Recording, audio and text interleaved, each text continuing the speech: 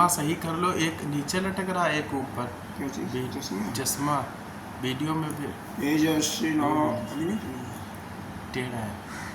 गीतमस्तु मा विद्विषावहि। ओम शांति शांति शांति। शंकराचार्यं शंकराचार्यं केशवं बादरायणं सूत्रभाष्यकृतौ वन्दे भगवन्तौ ईश्वरो गुरुरात्मेति मूर्तिभेदविभागिने व्योमवद्व्याप्तदेहाय दक्षिणामूर्तये नमः। अखण्डमण्डलाकारं व्याप्तं येन चराचरं तत्पदं दर्शितं येन तस्मै श्रीगुरवे नमः। अज्ञानतिमिरान्धस्य ज्ञानाञ्जनशलाकया चक्षुरुन्मीलितं येन तस्मै श्रीगुरवे नमः। गुरुर्ब्रह्मा गुरुर्विष्णु गुरुदेवो महेश्वरः गुरुसाक्षात् परब्रह्म तस्मै श्रीगुरवे नमः।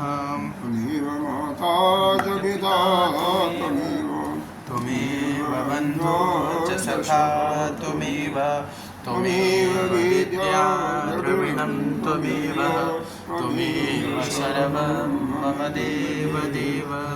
गजाननं भूतगणाधिसेवितं कपेतजम्बो फलचारुभक्षणम् उमासुतं शोकविनाशकारकं नमामि विघ्नेश्वरपादपङ्कजम्। श्री विभूषित श्री पंचायती 1008 महानिर्वाणी अखाड़ा ये वरिष्ठ श्रोतीय वरिष्ठ महामंडलेश्वर एवं उत्तर प्रदेश हिंदू समाज के अध्यक्ष श्री सतगुरुदेव भगवान के चरणों में कोशाल विराजमान श्री कृष्ण जी सभी के अंतःकरण में आत्मस्वरूप परमात्मा को नमन करते हैं। आइए 112 शब्द से पाठ करते हैं।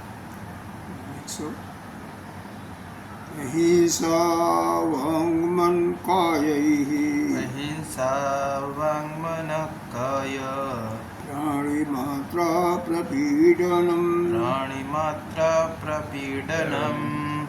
स्व आत्मवत् सर्वभूतेषु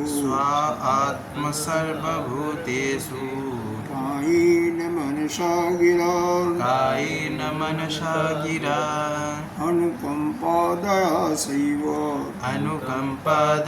शैव प्रोक्ता वेदान्तवेदिभिः करणः तृतीयेषु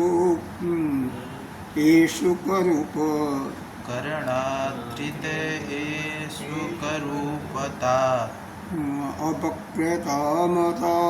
वक्रतामतः अनुकम्पादया सैव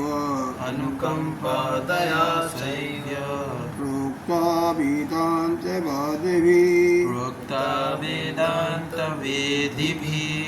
करणत्रयेषु एकरूपता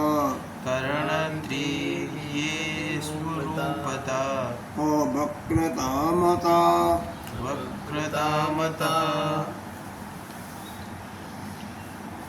बुद्धि की कृपा से हम लोग विश्व वेदांत सर्व वेदांत सिद्धांत सार संग्रह का जो कि आदि गुरु शंकराचार्य के द्वारा विरचित ये प्रकरण ग्रंथ के रूप में है, इसका हम अध्ययन कर रहे हैं। इसके अंतर्गत हमने अभी साधकों के लिए जो अत्यंत उपयोगी है, हमें वेदांत के रहस्य को समझने के लिए कुछ गुणों से युक्त होना चाहिए, जो है साधन चतुष्टय संपन्न, वो हमारी कम से कम योग्यता होनी चाहिए। तो साधन चतुष्टय क्या है उसके बारे में, वेदांत वैराग्य के बारे में बहुत विशेष रूप से बताया गया। आगे समाधिकर संपत्तियों में शम को बताया जा रहा है, जिसके अंतर्गत 3 प्रकार के शम को बताया गया। उत्तम शम, मध्यम शम और जघन्य शम यानी अधम शम। शम का तात्पर्य यहाँ पर दिया कि परम शांति, मन का निग्रह, मनोनिग्रह, शम मनोनिग्रह। तो मन निग्रह जिसका भी हो जाता है उसको परम शांति प्राप्त होती है। यह कि यह परम शांति कब और कैसे प्राप्त होगी, तो इसके लिए पहली बात तो यह बताई गई कि शम के पहले वाला जो पूर्वागामी है, जैसे विवेक को और वैराग के विषय में जो बताया गया, वह अक्षरशः हमारे अंदर घटित हो, यानी वो भी वैराग कैसा, तीव्र वैराग हो। और उत्तर अनुवर्ती जो आने वाला है, दम आदि का भी हमारे अंदर पूरा अनुभव हो, तभी यह परम शांति की प्राप्ति हो। उसके बाद भी कुछ कंडीशंस दी गई कि हमारे अंतःकरण में काम, क्रोध, मद, लोभ, मोह, मत्सर भी नहीं, इसका भी उस पर हम विजय प्राप्त करें, उसको भी अपने अंदर अंतःकरण से निकाल फेंकें। फिर आगे यह भी बताया गया कि इसके बाद भी यदि जो साधक भगवान का, देव का पूजा नहीं करेगा, अर्चना ध्यान नहीं करता होगा, गुरु का उसके ऊपर कृपा नहीं होगी और उसका मन अपने वश में नहीं होगा, तो भी उसको इस परम शांति की प्राप्ति नहीं होगी। यह कंडीशन है, याद रखना। फिर 18 साधनों की चर्चा की गई। इसके अतिरिक्त 18 साधन भी उसके पास होना चाहिए। तो 18 साधन में पहला ही लिया ब्रह्मचर्य, अहिंसा, दया और सरलता यानी कुटिलता का अपने अंदर अभाव। इस प्रकार से 18 साधनों का शौच आदि का वर्णन किया गया। उसके बाद अब हम यहाँ पर एक एक साधनों का विस्तार से बता रहे हैं, जिसमें ब्रह्मचर्य के बारे में बताया गया कि 8 प्रकार से यदि कोई भी साधक अपने को स्त्री से अलग रखेगा, 8 प्रकार का महत्व की चर्चा किया। क्या क्या? अस्मरणं दर्शनं स्त्रीणाम्, स्मरणं दर्शनं स्त्रीणाम्, स्मरणं दर्शनं स्त्रीणाम्, स्मरणं दर्शनं स्त्रीणां, गुणकर्म अनुकीर्तनं, गुणकर्म अनुकीर्तनं, समाचीनस्य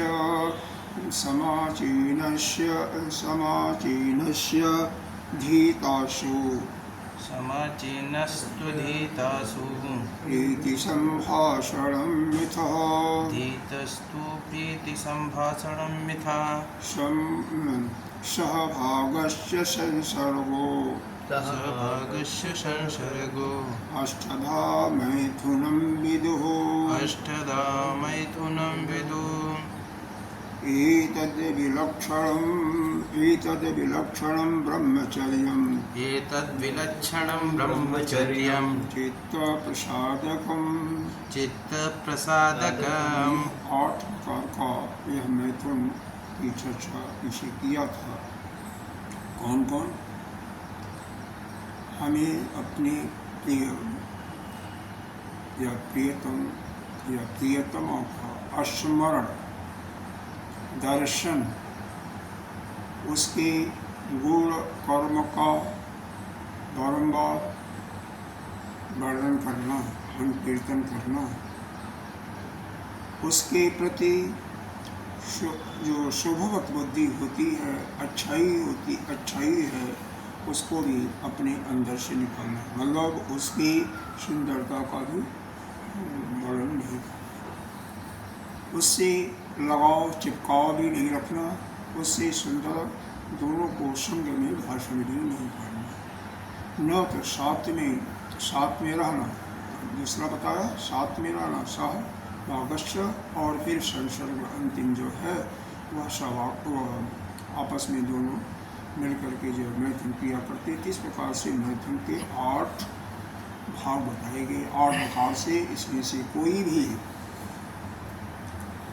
किसी भी चीज़ को करता है तो वह मैथुन ही कर रहा है।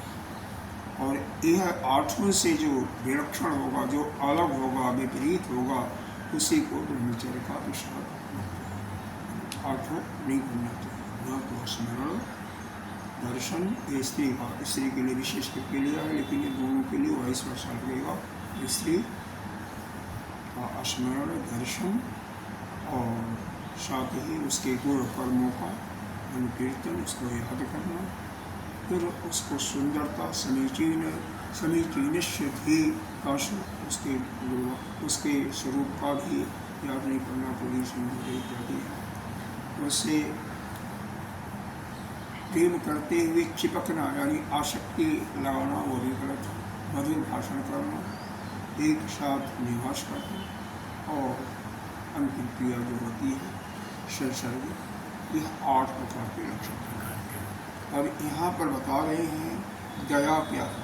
अरे इसके बाद अहिंसा बता दिया। अहिंसा क्या बता दिया? मन से, वाणी से और शरीर से किसी को पीड़ा देना ही अहिंसा यही बताया था। फिर किसी से यहाँ पर नहीं और कहीं बताया गया, किसी के द्वारा करवा रहे हो, खुद कर रहे हो या केवल अनुमोदन कर रहे हो, वो भी हिंसा है। न करवाना हिंसा है। थोड़ा किसी को दुख देना, मध्यम प्रकार से ज़्यादा, यह भी इस प्रकार से हिंसा के 27 वेदों का मुख्य रूप से चर्चा है। अब दया के विषय में बात हो रही है। दया क्या है? तो दया का मतलब यहाँ पर दिया अनुकंपा। अनुकंपा दया शैव प्रोक्ता वेदांत बाधे। इस लोक में इसको अनुकंपा के नाम से प्रसिद्ध है। यानी दया का मतलब दूसरों पर अनुकंपा करना। अनुकंपा का मतलब सहानुभूति करना। किसी पर कोई किसी चीज़ से परेशान है तो उसकी सहायता करना, यही दया है। तो यहाँ पर यही बताया गया, वेदांत शास्त्र को ही दया नाम से कहा गया। और क्या? अब दया के रूप में थोड़ा सा और समझो, दृष्टांत इसको लो। पूरे 3 मुख्य रूप से, हालांकि ब्रह्मा जी की संतान तो हम सभी हैं जितने भी यहाँ पर जीव हैं, लेकिन जिनके पास बुद्धि है वह 3 कैटेगरी में मुख्य रूप से बांट सकती है। एक देवता, दूसरा मनुष्य और तीसरा दैव या राक्षस, उनको ये कैटेगरी में। इसके अलावा तो जितने भी हैं उनकी बुद्धि विकसित नहीं है। तो ये तीनों की जो इनके इंचार्ज के रूप में, हम देवता के राजा तो इंद्र हैं, उनको मान लो। राक्षसों दैत्यों के तरफ से विरोचन हो गया, मनुष्यों के तरफ से इसको मानो, मनु को किसको लिया। ये तीनों गए ब्रह्मा जी के पास कि हमें कुछ ज्ञान दीजिए, हमारी अनुकंपा करो। तो ब्रह्मा जी ने पहले क्या कहा? पहले ब्रह्मचर्य का पालन करो, सेवा करो, ब्रह्मचर्य का पालन। तीनों ने ब्रह्मचर्य का पालन किया। उसके बाद जब वहाँ से आए कि कहीं और नहीं गए थे, उन्हीं का जो लोक था उसी में कहीं तीनों ने कहा क्या? पहले देवता लोग तो होशियार होते ही हैं, देवता लोग आगे हैं, देवता लोग ब्रह्मा जी के करीब भी हैं। उन्होंने आकर के कहा इधर कि पिताजी हमने तो यह कर लिया, अब मेरे को कुछ शिक्षा दी। उन्होंने कहा ठीक है, दो शब्द दे दिया। अब 10 शब्द दे दिया तो फिर पूछा उन्होंने, क्या तुम लोगों ने क्या समझा भाई? हमने तुमको जो शिक्षा दिया उसका अर्थ क्या हुआ? तो देवता के लोग कहे कि आपने द हमें दिया, इसका मतलब दमन करना। दमन करने का मतलब क्या हुआ, आपने कुछ समझा? अपने इंद्रियों पे संयम रखो। हाँ, इंद्रियों का दमन करो। क्यों कहा उनको? क्योंकि देवताओं की क्या है प्रवृत्ति है, भोग प्रवृत्ति है। भोग बहुत करते हैं। स्वर्ग में जो जाता है भोग ही करता है, नाना प्रकार के भोग हैं। तो इसलिए भोगों पर संयम रखो। अगर हम भी अगर भोग करते हैं ज़्यादा तो हमें भोग पर संयम रखना। और हालांकि ये देवताओं के लिए। फिर बाद में मनुष्य लोग कहे कि भाई देवताओं को तो ब्रह्मा जी ने दे दिया, हमें नहीं दिया कुछ। इनके भी प्रतिनिधि वहाँ पर ये कहे कि पिताजी आपने तो दैत्यों को, अरे देवताओं को तो दे दिया, बता दिया, शिक्षा दे दिया, हमें नहीं दिया। हाँ ठीक है, द शब्द दे दिया तुम्हें, द। फिर जाने लगे, पूछे अरे अरे सुनो सुनो बच्चों से क्या समझे? तो इन्होंने कहा दान करो। द जो दिया हमारा दान करो। क्यों दिया? कि मनुष्य जो है बहुत लोभी प्रकृति है, इसलिए अपने लोभ को कम करने के लिए दान। फिर दूसरे का नंबर आया राक्षसों का, दैत्यों का। उन्होंने भी ऐसे ही कहा कि आपने देवताओं को भी दे दिया, मनुष्यों को भी दे दिया, हम लोग ठीक है तो मैं भी दर्द दे दिया। क्या समझे? तो उन्होंने कहा ठीक है, मैंने यही समझा कि दया हो उनको। धोखा मतलब क्यों ऐसा? क्योंकि यह बहुत ही निष्ठुर टाइप के होते हैं, यह जो राक्षस हैं, दैत्य हैं, बहुत ही क्रोधी स्वभाव के। सताने में इनको आनंद आता है किसी को भी, तो इसीलिए दया करने की प्रवृत्ति होती है। तो ब्रह्मा जी ने ही देवताओं को भोगों पर, देवता का मतलब यहाँ पर वैसे समझें, हम लोगों में ही, मनुष्यों में ही कुछ लोग दैव प्रकृति के होते हैं जो कि भोग में ज़्यादा दिलचस्पी आनंद लेते हैं। तो उनके लिए भोग की वृत्ति को कम करना, यानी अपने इंद्रियों पर पूरा संयम रखना। साथ ही लोभ भी हमें नहीं करना चाहिए, इसलिए लोभ की प्रवृत्ति को समाप्त करने के लिए हमें दान करना चाहिए। और साथ ही हमें निष्ठुर भी नहीं बनना। हमें हमारे अंदर अगर क्रोध भाव है, किसी को तंग करने में आनंद आता है, तो हमें दया भी बनना चाहिए। इस प्रकार से यहाँ पर दया शब्द का, अनुकंपा का अर्थ यह बताया है। और इसके बाद इसी में दूसरा जो सरलता है या कुटिलता नहीं होना, उसके बारे में भी निचली लाइन में बताया। क्या बताया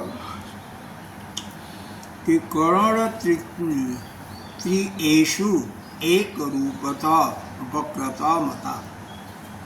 करण कहते हैं इंद्रियों को, या जिसके द्वारा साधन आप करते हैं। तो यहाँ पर 3 प्रकार के इंद्रियों की चर्चा गई। त्रिएषु है, त्रिएषु करण, त्रिएषु। अब त्रिएषु क्या है? तृतीयेषु, तृतीयेषु, तृतीयेषु क्या है? 3 प्रकार का। वैसे तो हम लोग 2 समझा था इंद्रिय, एक अंतःकरण और एक बाह्यकरण। लेकिन यहाँ पर बाह्यकरण को भी 2 भागों में बांट दिया कि ज्ञानेंद्रियाँ अलग, कर्मेंद्रियाँ अलग। तो ज्ञानेंद्रिय, कर्मेंद्रिय और अंतःकरण, यह 3 को लिया। यह तीनों को त्रिएषु एक रूपता, एक रूपता लाना तीनों में। मतलब जो मन में सोचो, जो मन में जो भाव आ रहा है, वही आपके ज्ञानेंद्रियों में उपलक्षित हो और वही कर्मेंद्रियों में। मतलब जो मन में भाव आया है वही आपके संपूर्ण शरीर में आए, मतलब इंद्रिय में भी आए, और वही कर्म करो तो भी आए। यह नहीं कि मन में आन बगल में छुरी, ऐसे ज़्यादा लोग होते हैं, मनुष्यों में तो ज़्यादा होते हैं। कई लोग होते हैं कि मन में तो बहुत मीठा मीठा बोलेंगे, मन में नहीं, जबान से। वही हाँ, जबान से और मन में भी, हाँ जबान में मतलब इंद्रियों में तो उनको बहुत अच्छा अच्छा बोल करके संतुष्ट करेंगे, लेकिन हृदय के अंदर अंतःकरण के अंदर कब इसका नाश कर दें। कुटिलता रखते हैं। तो इस प्रकार से नहीं, जो आपका आपके अंतःकरण में भाव है वही उपलक्षित हो ज्ञानेंद्रिय में और वही कर्म में एक रूप का है। हाँ, एक रूप का, एक समान होना चाहिए। तो यह जिसके अंदर भी होता है उसी को हम कहते हैं वह दया का अरे दया का भाव। और क्या एक वक्रता, अच्छा यह एक उसके लिए सरलता के लिए मतलब उसके अंदर कुटिलता नहीं है। कुटिलता जिसके अंदर होती है वह बाहर कुछ मालूम होता है और अंदर अंतःकरण में कुछ होता है, लेकिन जो सीधा होता है सरल होता है उसके अंदर तीनों में एक जैसे। अब यहाँ पर आजकल के समाज में सरल का तो जमाना नहीं है, जो सीधा जितना होता है उतना ही प्रताड़ित होता है। हम देखोगे जो चाहे स्त्री हो बच्चा हो, आपके जैसे 2-3 बच्चे, तो जो बच्चा सबसे सीधा होगा ना वही ज़्यादा परेशान होगा। आपने देखा होगा दफ्तर में भी, क्योंकि दफ्तर में आप बहुत काम किए हैं, कि जो सबसे सीधा आपके अंदर कर्म करने वाला होगा, चाहे क्लर्क होगा, चाहे जो भी रहा हो या सुपरवाइजर ही रहा हो, वो सबसे ज़्यादा उसी को काम लोग देते हैं। और जो थोड़ा सा सुनाने वाला होगा, एंठोर होगा, उसको नहीं, वो तो उतना बदला। लेकिन उस परमात्मा के पास जो सरल है वो उसी को मानता है, उसी का आदर करता है, उसी को सब कुछ देता है। यह इसमें मुंडक विषय भी आता है। सरल बनना बहुत कठिन है, अहंकारी अभिमानी तो सब है ही। हाँ वो तो है बहुत मुश्किल। तो जो इसमें जो कुछ दिया हुआ सब तो मुश्किल ही है, कोई अच्छा नहीं। सरल बनना ही बहुत कठिन है। तो इसमें जो भी दिया हुआ है सब मुश्किल है। काम को छोड़ना, सब क्रोध को छोड़ना, वही तो सरल बन जाओगे तो ये सब छूट ही जाएगा स्वतः। छूट जाएगा तो अच्छा। तो यहाँ पर उठाना जैसे बताया गया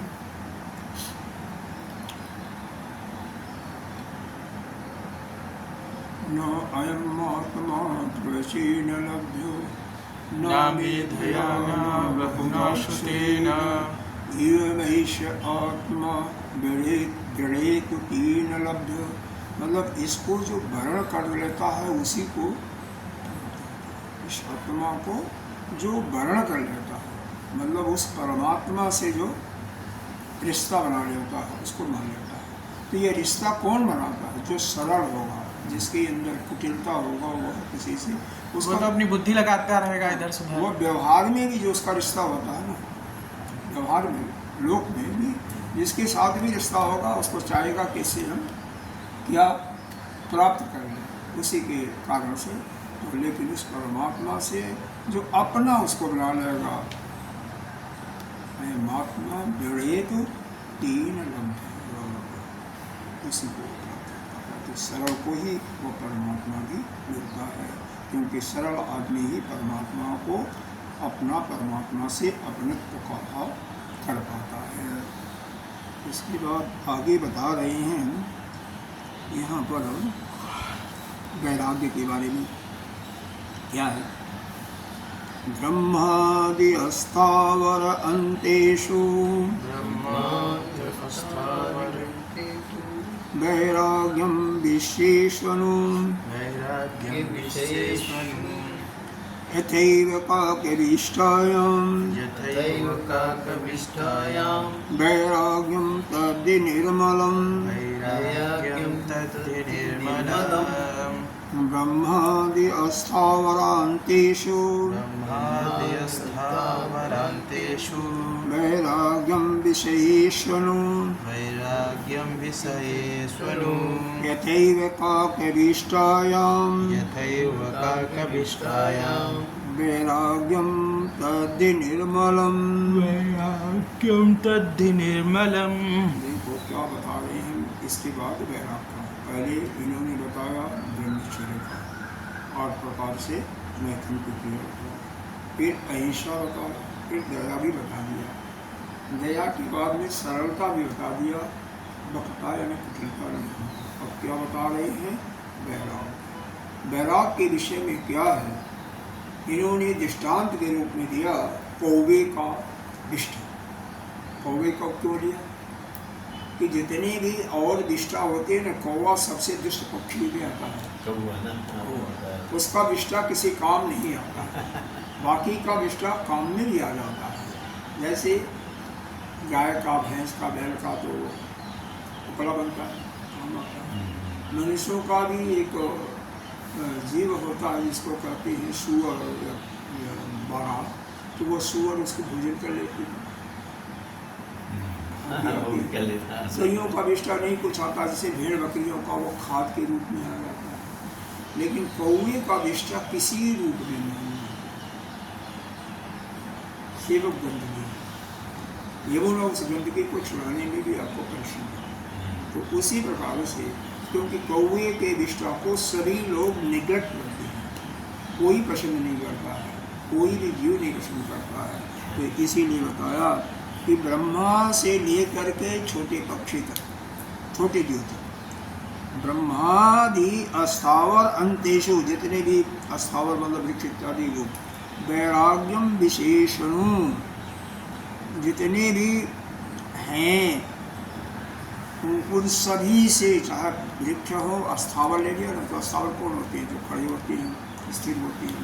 तो ब्रह्मा से लेकर के, यानी ब्रह्मलोक से लेकर के मनुष्य लोक की तो बात ही नहीं, जो भी वस्तु है वो है ही है। यहाँ तक कि जो अस्थावरांतेश, जो अस्थावर हैं, वृक्ष इत्यादि हैं, उनसे भी उनके भी किसी प्रकार से उन विषयों में उनको कौवे का विष्ठा समझ करके ऐसा मान लो कि वह कौवे का विष्ठा ही है, इस प्रकार से पूरा वैराग्य कर लेना, बिल्कुल अपना अंतःकरण बिल्कुल स्वच्छ।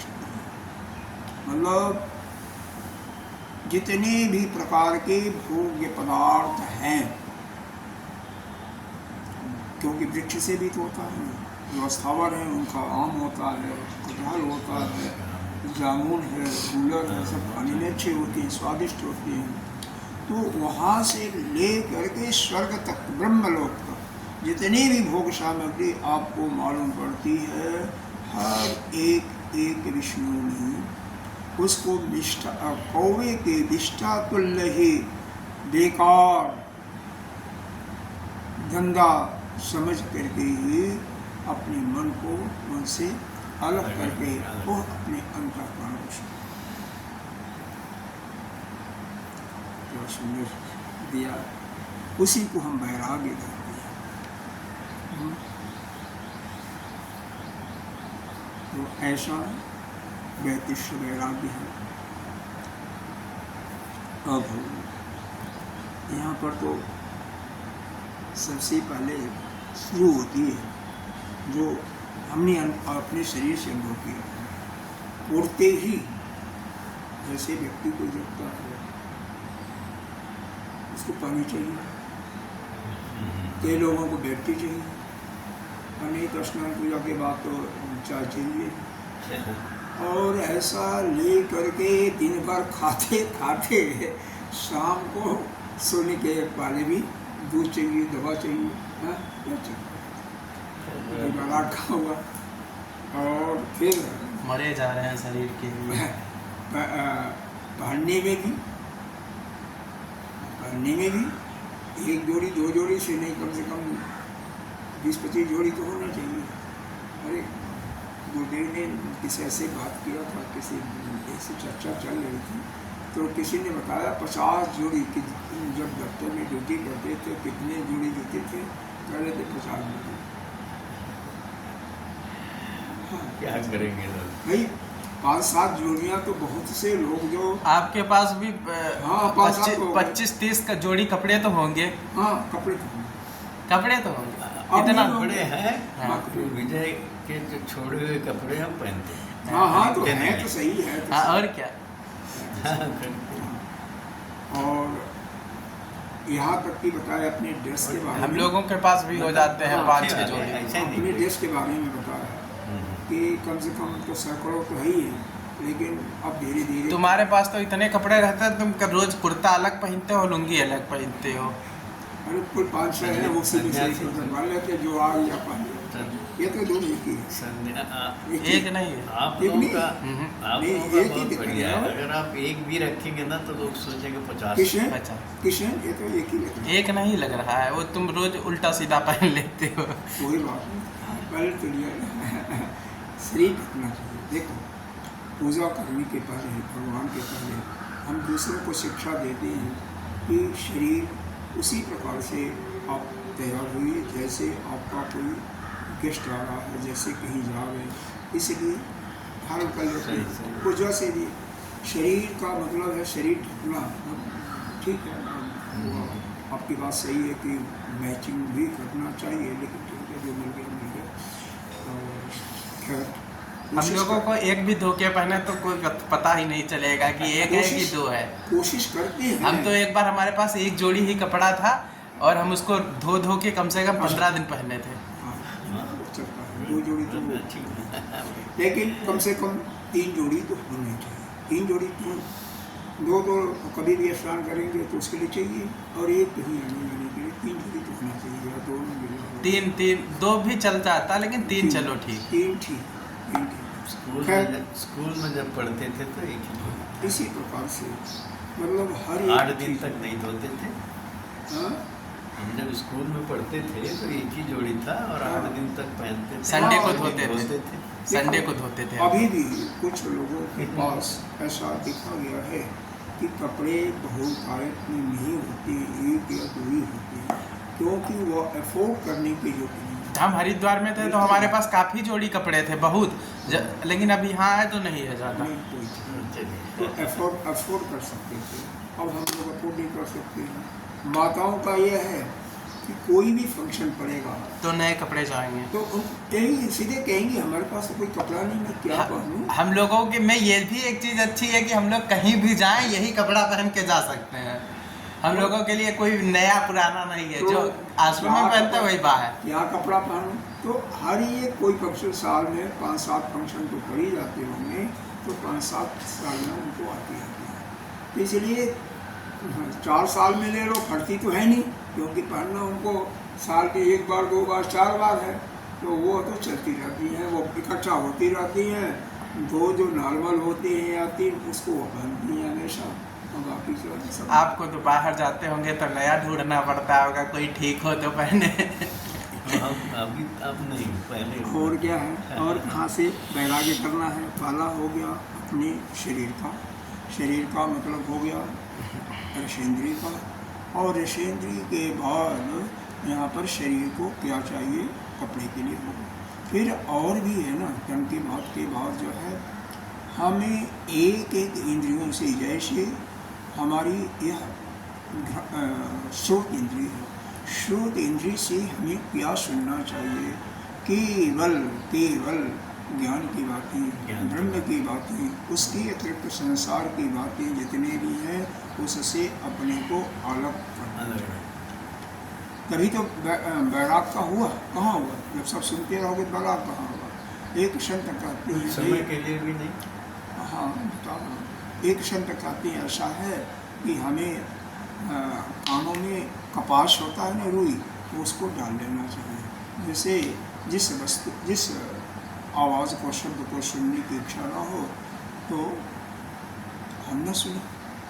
कुछ संत ऐसे कहते हैं, अरे अरे इसमें क्या बात है, मन अपने हृदय के अंदर अपने उस परमात्मा को के स्वरूप में लगा दो ना, अपने आप ही बाहर की चीज़ को नहीं सुनोगे, क्योंकि श्रोतेंद्रिय के साथ अगर आपका मन नहीं है तो वो आप नहीं सुनोगे। इसी प्रकार से एक एक इंद्रियों को क्या करना चाहते हो, क्या त्यागना चाहते हो। अब कोई गाली दे रहा है, कोई आपको ही डांट रहा है, आपको भला बुरा कर रहा है, तो क्या करो, मन को अपने स्वरूप में लगाओ। कान से कुछ भी नहीं सुनोगे, नहीं तो भूल जाओगे। विशेष करके अपने प्रिय लोगों से जब झगड़ा हो रहा है, घर में ही, परिवार में ही, या जहाँ भी, तो काम में कुछ ना, बस आपका झगड़ा भी करेगा और आपका गलत सुनोगे। इसी प्रकार से नेत्रों से क्या देखना, क्योंकि यह गोलक जो है बाहर ही है ना, यह तो आप नहीं चाहोगे तो भी देखेंगे, नेत्र देखेगी देखेगी। तो नेत्रों को कहते हैं बंद कर लो, लेकिन बंद कब तक करोगे, कब तक करोगे? तो मन को कोशिश करो कि मन हमेशा आपके अंतःकरण में ही अपने आत्मा के साथ ही रमता है। वो बहुत बड़ी चीज़ है, इतनी आसान चीज़ नहीं है, आसान नहीं है। तो करना। हाँ, और सबसे प्रॉब्लम है वाणी की, तो वाणी को कम से कम दिन में घंटा 2 घंटा जो बिजी आवर्स होते हैं, जिसमें ज़्यादा लोग आपके पास आते जाते हैं, कॉल आती जाती है, उसमें आप मौन रहें। नित्य प्रति मौन रहने से काफ़ी शक्ति प्राप्त होती है, आपके पास बल भी इकट्ठा होता है, आपका आत्मबल भी बढ़ता है, और भी बहुत सारे फायदे होते हैं। एवं ने यहाँ तक कि वह व्यक्ति जो है ऐसी चीज़ों का उसकी स्मरण शक्ति भी बढ़ जाती है, जो नित्य प्रति मौन रहता है, क्योंकि सारी शक्ति उसके पास इकट्ठा होती रहती है।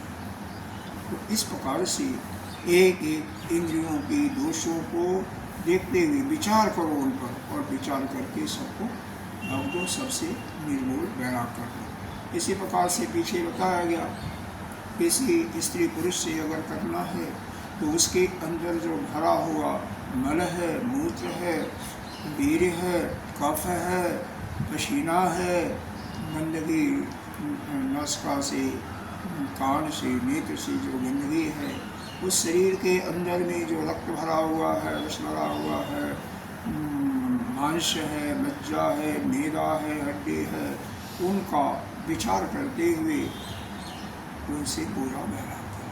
मतलब सभी प्रकार से, सब से ही जो है वैराग्य करो। यह वैराग्य का असली स्वरूप है कि कोई भी चीज़, यानी अपने 5 इंद्रियों को, जैसे एक त्वचा इंद्रिय तो इंद्रिय है जिसको स्पर्श का सुख होता है, तो कोई भी चीज़ आपके पास आए जो आपको अच्छी क्या लगेगी, जो मुलायम होगा, कम से कम खुरदरा ना हो।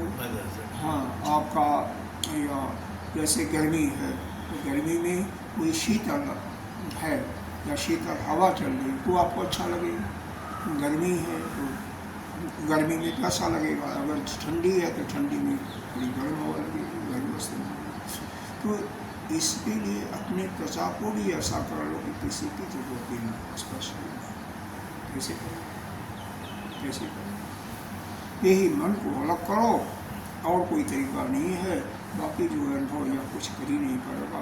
तो मन हमेशा अपने अंतःकरण में ले जाओ, और वह कैसे होगा, केवल एक ध्यान ही साधन है। तो ध्यान के माध्यम से मन को अपने अंदर ले जाते हुए अपने आत्मा के बारे में उसी का चिंतन करते रहो कि वह हमारा परमात्मा, क्योंकि आत्मा ही ब्रह्म है, वह ब्रह्म कैसा है, निर्गुण निराकार, लेकिन सब कुछ तो करता रहता है, उसके हाथ भी नहीं है, पैर नहीं है, या उसके साकार स्वरूप को कितना सुंदर है, जैसे कन्हैया वाला कितना सुंदर है, कैसे वह उसके हाव भाव हैं, कैसे उसका गोल मटोल चेहरा है, उसी का चिंतन करते हैं, जिससे आपका मन जो है उस परम प्रिय अपने आराध्य में ही लगा रहे, और बाहर के वस्तुओं से, भोग की वस्तुओं से आपके मन हट जाए। हालांकि ये सबसे कठिन चीज़ है वैराग्य वाला।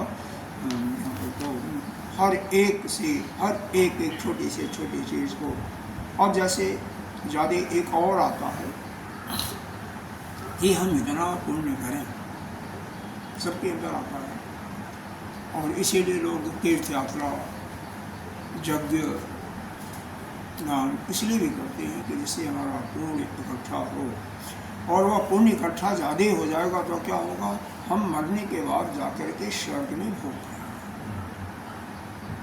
तो अभी उससे भी तो वैराग लेना आपको, हाँ, क्योंकि अगर पुण्य भी, तो इस पर विचार करना चाहिए, अगर पुण्य थोड़ा सा भी शेष रहेगा, ठीक है, पाप बिल्कुल नहीं, पाप आप कर ही नहीं रहे हो, आप तो बिल्कुल पुण्यात्मा हो, पाप नहीं कर रहे हो, किसी को न गाली देते हो, न किसी को कभी सताया, आपने जो कुछ कहता उसको सह लेते हो, लेकिन यज्ञ इत्यादि खूब कर रहे हो, वो पुण्य इकट्ठा हो रहा, तो भी तो आप बंधे हुए हो, क्योंकि फिर आपको वह शरीर धारण करना पड़ेगा ना उसको भोगने के लिए।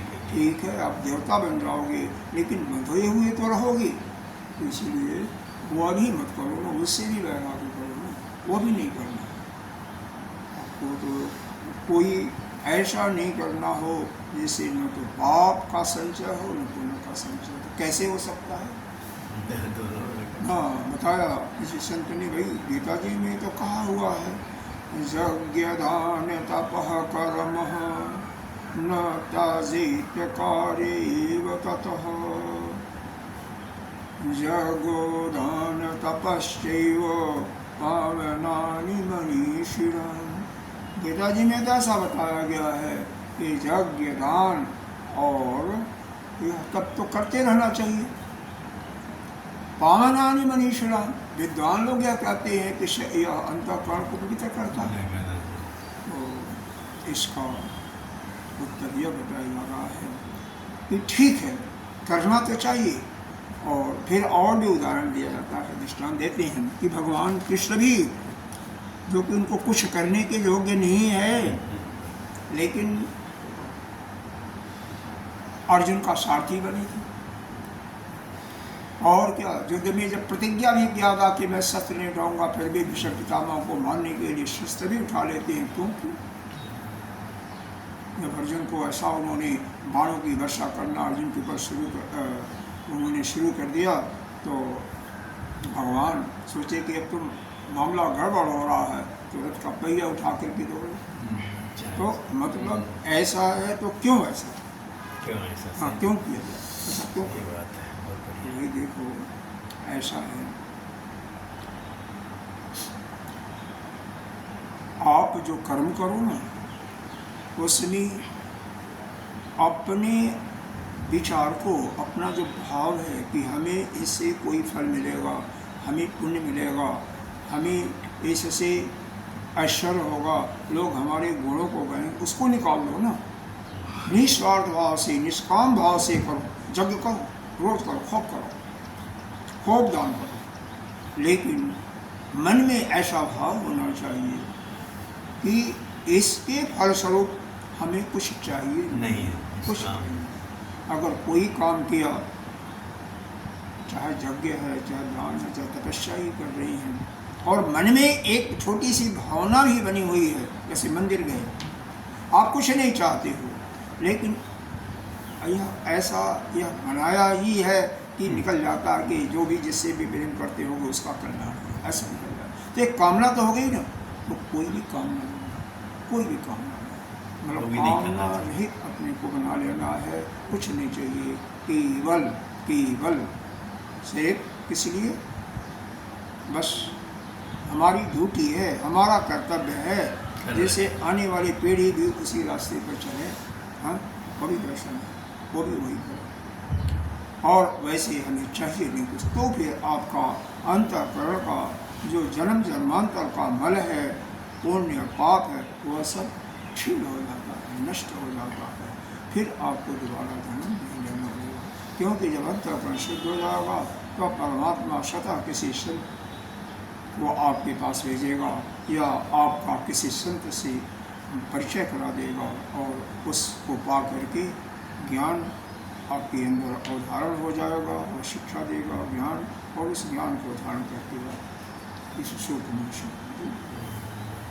आगे स्वार्थ, हाँ निस्वार्थ, निष्काम, उसको निष्काम कर्म करती हैं। और यहाँ पर दिया शौच के बारे में, बाह्याभ्यंतर चेति द्विविधम, बाह्याभ्यंतर चेति द्विविधम शौचम उच्यते,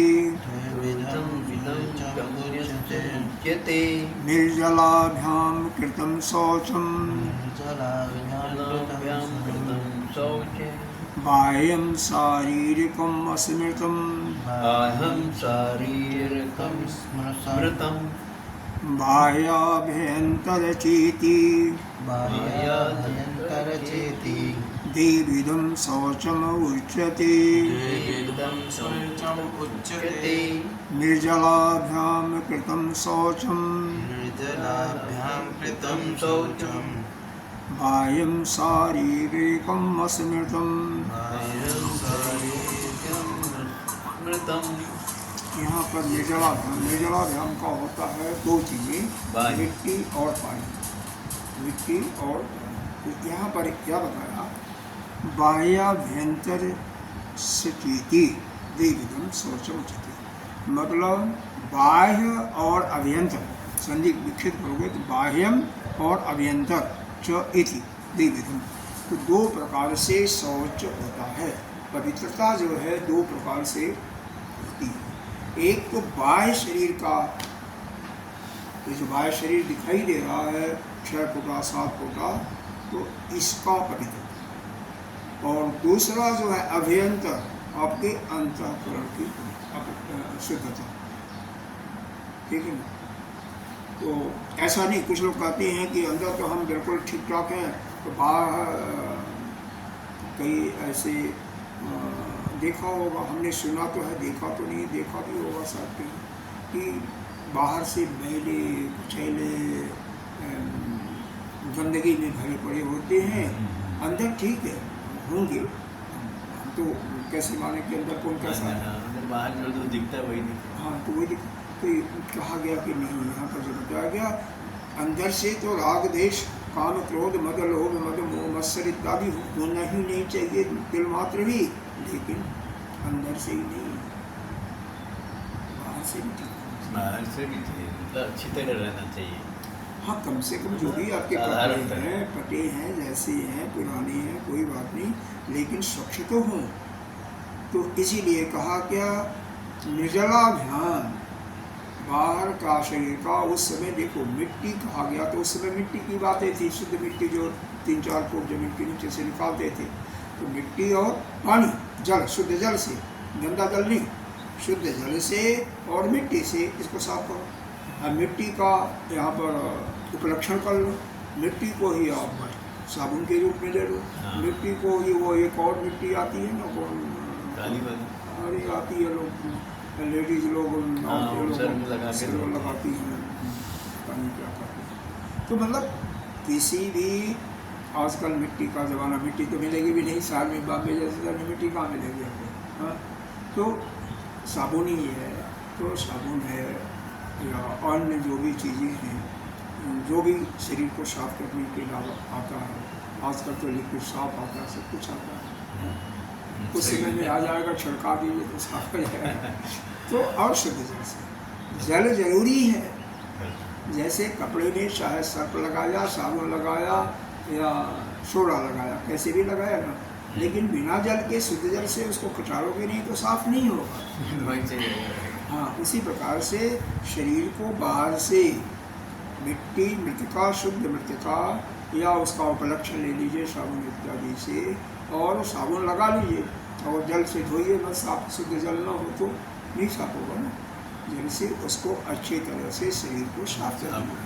सही बात। और शरीर को ही नहीं साफ करना है, जो भी कपड़ा पहन रहे हो वह भी साफ होना चाहिए, साफ सुथरा हो, गंदा नहीं होना चाहिए, तो ये भी एक है। और अंदर से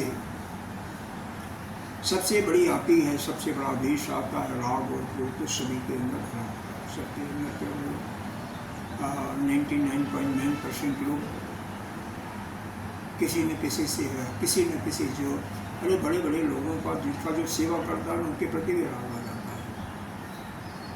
प्रेम आना गलत नहीं है, लेकिन अगर आसक्ति आ गई तो वो राग हो गया, तो वह नहीं आना चाहिए, क्योंकि राग हुआ तो द्वेष भी आपको हो जाएगा ना। दोनों।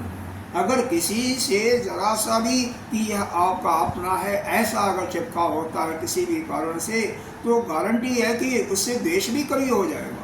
वही गलत काम करेगा तो उसी को आप भला बुरा कहोगे। और ये संसार ऐसा है कि हर समय कोई किसी से भी अच्छा ही कार्य नहीं होता है, गलत काम भी होता रहता है। जैसे एक बालक है, उसने बालक ने परिश्रम किया और 99% नंबर, अब उसको अगर आपने शाबाशी दे दिया, अच्छा कह दिया, बहुत अच्छा हमारा पुत्र पोता जो भी है बहुत अच्छे हो, तो यह भी याद रखिए एक समय ऐसा होगा कि कुछ काम वह ऐसा करेगा जो आपको प्रिय नहीं लगे, तो उसको आप क्या करोगे? तो उससे आपका द्वेष भी हो जाएगा ना, उसको भला बुरा कहोगे ना। ऐसा नहीं है कि हमेशा ही आप अच्छा करो। हमारे गुरुदेव भगवान कहते हैं कोई कितना सब कुछ आपको कर दे और आप कुछ भी न करें, बस शांत, कुछ मत बोलो, न किसी को धन्यवाद दो। जैसे आजकल का समाज में बहुत प्रचलित है, कोई कुछ कर दिया तो थैंक यू धन्यवाद बोलते हैं ना। मत कहो, नहीं कहोगे दोबारा पानी नहीं देगा। अरे नहीं देगा, नहीं देगा, मरो फिर अकेले। गुरुदेव भगवान क्या जो वो साधक के लिए है, आश्रम के लिए है, गृहस्थियों में सब चलता है। नहीं करोगे इंसान का मन खराब हो जाएगा। हमारे लिए सब एक जैसे है। यहाँ पर न कोई गृहस्थी न कोई, यह जो साधक है, यह ज्ञान केवल साधकों के लिए, विवेकों के लिए ही है। व्यवहारिकता में गुरुदेव भी बोल देते हैं सबको, प्यार से जो खुश हो जाए बोल देते हैं गुरुदेव। यह ज्ञान जो है पहले ही लिखा हुआ है, यह ज्ञान जो है केवल विवेकी पुरुषों के लिए है, विवेकशील पुरुषों के लिए। गुरुदेव पर कह देते हैं पर बोल देते हैं। विवेकशील पुरुष नहीं है, जो मोक्ष के प्राप्ति का इच्छुक नहीं है, उसके लिए नहीं है, चाहे वो है। अरे ज्ञान की बात नहीं, जो ये बात हुई इस पे यह ज्ञान की बात है। यह जो मैं ये बोला कि गुरुदेव कहते हैं कि ना बोले, लेकिन गुरुदेव बोलते हैं। कोई अच्छा कुछ कर दे तो गुरुदेव कहते हैं बहुत बढ़िया, सबके लिए बोलते हैं। हाँ, मोटिवेशन जिसको थोड़ा आगे और बढ़े। वो गुरुदेव बोलते हैं, अंतःकरण से नहीं बोलते हैं, ऊपर बोल देते हैं। ऊपर बोल देते थोड़ा और आगे बढ़ जाए, अच्छा और करने लगे, इस भाव से बोलते गुरुदेव। लेकिन कम से कम अपने अंतःकरण में ये तो जो इसमें लिखा है वो बता रहे हैं। अंतःकरण में नहीं रखना चाहिए। देखो यहाँ पर तो शब्दों के वश में व्यवहारिकता में थोड़ा अलग होना पड़ता है। लेकिन इस पे क्योंकि शुरू में बताया है केवल यह वियोगी पुरुषों के लिए। बहुत नंबर आप श्लोक का इसमें नहीं देख ले, केवल वियोगियों के लिए वही बताया था। क्या सबके लिए? नहीं, केवल वियोगी। विवेकी का मतलब जो इस रास्ते पर चलना चाहता है, इस ज्ञान को, इस वेद के सार को समझना चाहता है, जो मोक्ष को प्राप्त करना चाहता है, उसी के लिए। अगर संत भी है, कोई संन्यास ले लिया और मोक्ष प्राप्त ही नहीं करना चाहते, उसकी इच्छा तो उसके लिए नहीं है। तो जो भी यह चाहता है कि नहीं, मैं तो इस संसार की जो यहाँ पर नाना प्रकार के दुख हैं, इस दुखालय संसार, एक एक दुखों को अच्छी तरह से विवेक करके समझ गया तो उसके लिए है। जो नहीं समझा उसके तो बात ही नहीं। जैसे अंधे के आगे बीन बचावे, कैसे क्या कहा गया है, तो उसके लिए तो बात ही नहीं। तो बाह्याभ्यंतरस्य इति द्विविधम शौचम उच्यते। तो बाह्य और अभ्यंतर, बाह्य का यानी शरीर का, यह जो शरीर है काया का, और अंतःकरण जो है, दोनों की पवित्रता, दो प्रकार से पवित्रता होनी चाहिए। निर्जलाभ्याम, ये बाहर का जो शरीर है, इसको मिट्टी और जल से, यानी कि मिट्टी का उपलक्षण लेकर के उससे साफ करना चाहिए। शारीरिकम अस्मृतम। लेकिन अब अंदर के लिए फिर अलग बताते हैं, अंदर कैसे साफ करना चाहिए। चलिए उस पर हम कल ही विचार करेंगे। अंदर बाहर का तो समझ लीजिए कि बाहर को आपने सफाई कर लिया, अंदर यह भी समझ लिया कि क्या क्या भरा हुआ है। विशेष वैसे तो भरा हुआ है 6 शत्रु, यह शुरू में बता दिया गया था, यहीं पर बताया गया था कि काम भी है, क्रोध भी है, लोभ, मोह, मद और मत्सर, ये 6 शत्रु हैं। तो 6 को निकालने के लिए फिर कैसे निकालेंगे? थोड़ा सा उस पर और विशेष विचार करना पड़ेगा, उसको देखेंगे। बाहर शरीर ठीक हो गया, अंदर लेकिन मुख्य रूप से राग और देश निकाल दो तो बाकी भी सब सीधे सीधे चले जाएंगे। राग और देश सबसे जटिल शत्रु आपका यही है, राग और देश। क्यों? अरे जंगल में भी रहिए ना, यह देखा गया है। एक हम लोग यहाँ बलरामपुर के पास कृष्ण शायद तुम्हें पता होगा, हमें सीतापुर से नदी को पता नहीं, एक श्रावस्ती नाम का जंगल है, अब तो नहीं पता नहीं, हम लोग छोटे थे तो वहाँ देखते थे। यह जहाँ पर गौतम बुद्ध जी ने अंगुलीमाल डाकू को ज्ञान दिया था, बहुत बड़ा जंगल है, बीहड़ जंगल। लेकिन हम लोग जब 7वीं में या 8वीं में थे, छोटे छोटे बच्चे थे, यह 61 की बात होगी, 1960-61 की बात होगी। उस समय गए थे वहाँ पर, वो कौन सा कैंप था, एक कैंप लगा था जिसको स्काउट हाँ स्काउट का कैंप था, वहाँ ले गए जैसे एनसीसी कैंप वगैरह ऐसे, हाँ जो भी था, तो वहाँ पर ले गए थे। तो उस कैंप में उस श्रावस्ती नाम के जंगल में, क्योंकि वह ऐसा किया था, उनका वैसे तो 3 दिन का था, लेकिन लोगों को अच्छा लगा, उन्होंने 1-2 दिन बढ़ा दिया था वहाँ के। और अगर बैठ जाओ ना एकांत में, वहाँ के जो भोजन बनाने वाले जो भी सब अलग अलग थे, जिसको आप पढ़े नहीं जानते होंगे, वहाँ के पेड़ पौधों से प्रेम हो गया था। कई साल तक हम लोग याद करते हो जाता है, हम लोग कई साल तक याद करते रहे, वो श्रावस्ती कितना हो जाता है। और वहाँ पर अगली बार को कैसे भगवान गौतम के दूतों को वो काटना चाहता था। तो इसका मतलब यह है कि कहीं भी रहिए आप, जंगल में चले जाओ, कहीं चले जाओ, नर्मदा के किनारे ही चले जाओ, नर्मदा के किनारे भी 6 महीने के वो हो ही जाता है स्वतः अंदर वहाँ भी प्रेम हो जाता है ऐसे ऐसे लोगों से जिसका कोई समान है। सही बात। तो इसलिए कहीं भी रहिएगा कि ये बनाया ही ऐसे है भगवान ने इस अंतःकरण को कि ये प्रेम हो ही जाता है। गुरुदेव कहते नहीं है अस्थि भांति, गुरुदेव कहते हैं, तो होती ही गुरुदेव कहते हैं प्रेम सबसे करते हैं, पर मेरा मोह किसी से नहीं है। नहीं, प्रेम है वो प्रेम में ही चिपकाव नहीं होना चाहिए, वो राग के रूप में सही बात। प्रेम तो है राग। वही चिपकाव नहीं है, लेकिन प्रेम गुरुदेव बहुत करते हैं सबसे। प्रेम तो थोड़ी मना, प्रेम तो सबके पास होना चाहिए, आप भी करते हो, सभी करते हो। हमारे पास नहीं। नहीं है तो कोई बात नहीं, ऐसा हुआ ओम पूर्णमदः पूर्णमिदं पूर्णात् पूर्णमुदच्यते पूर्णस्य पूर्णमादाय पूर्णमेवावशिष्यते। ओम शांति शांति शांति। हरि ओम।